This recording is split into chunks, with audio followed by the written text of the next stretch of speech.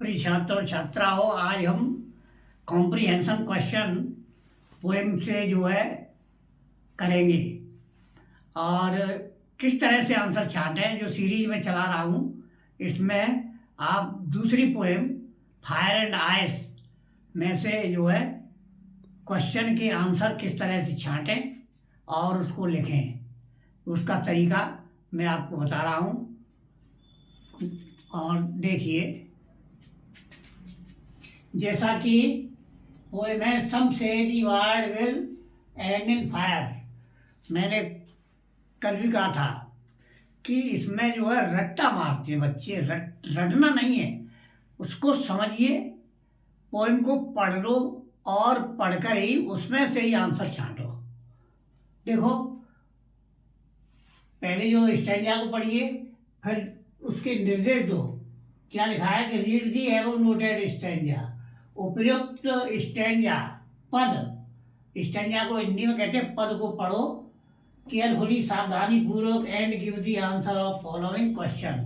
निम्नलिखित प्रश्नों के उत्तर दें। स्टैंजा को सावधानी पूर्वक पढ़कर निम्नलिखित क्वेश्चन है उसके आंसर दें।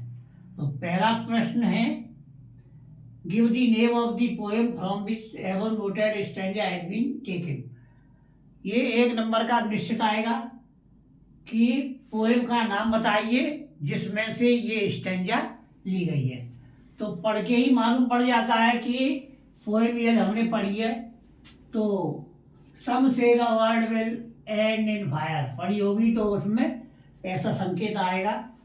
तो फायर एंड आइस दोनों शब्द मिल गए, तो हमें लिख देंगे द नेम ऑफ दी, तो यहां से लिखेंगे above noted stanza, the above noted stanza has been taken from the poem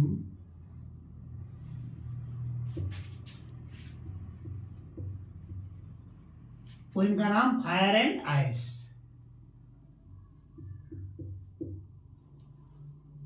fire and ice, इसको जो है इन्वर्टेड कोमा में बंद कर दो क्योंकि ये उसका शीर्षक है। तो above noted stanza has been taken from the poem fire and ice. उपयुक्त स्टैंजा फायर एंड आइस नामक कविता से ली गई है। तो ये जो है पहला प्रश्न का आंसर है। दूसरा है, how will the world and. इसमें पूछा गया है कि संसार का अंत कैसे होगा। तो बताया है कि fire and ice, how will the world and the world WORLD, the world will end with fire.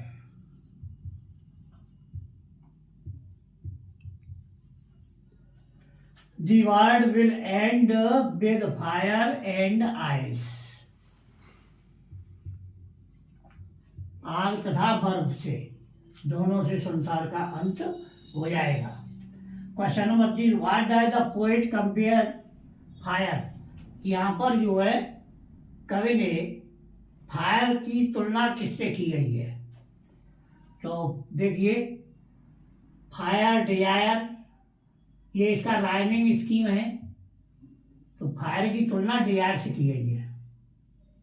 यहाँ लिख देंगे दी पोएट कंपेयर, डज लगाया तो यहाँ एस लग जाएगी, कंपेयर्स हो जाएगी।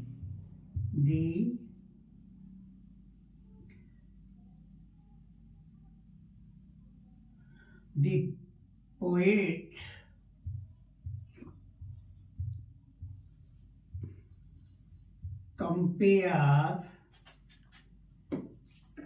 compares fire with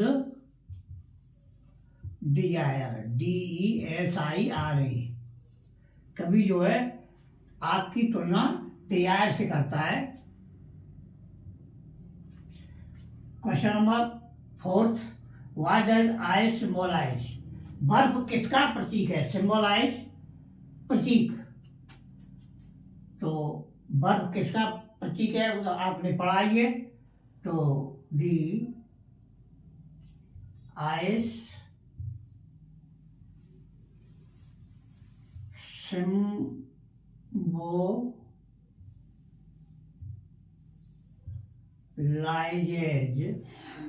the ice symbolizes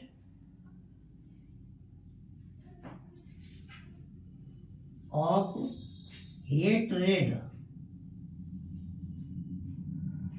Ice symbolizes of hatred, यानी बर्फ है वो नफरत का प्रतीक है। हेट्रेड को कहते हैं नफरत। क्वेश्चन नंबर 5 देखो, what message I the poet want to convey through the poem fire and ice? Fire and ice कविता के माध्यम से कवि आपको क्या संदेश देना चाहता है?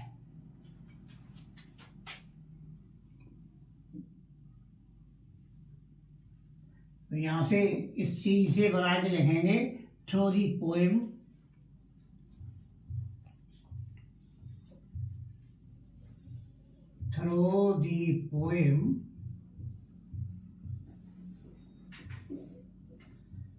Fire and ice the poet wants to convey the message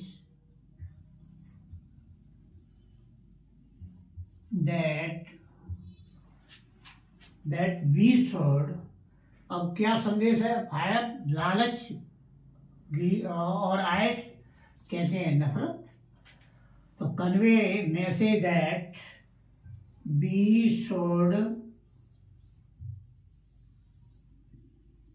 should give up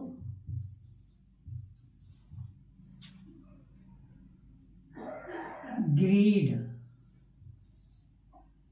and hatred।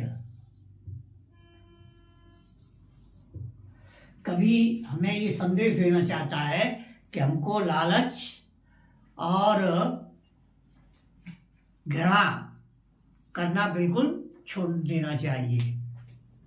तो ये जो है आज कविता के जो है हमने पोएम के आंसर को छानना बताया, और इसी तरह से मैं ये श्रृंखला जारी रखूँगा। कविता अच्छी लगी जाए तो इसे सब्सक्राइब जरूर कर देना।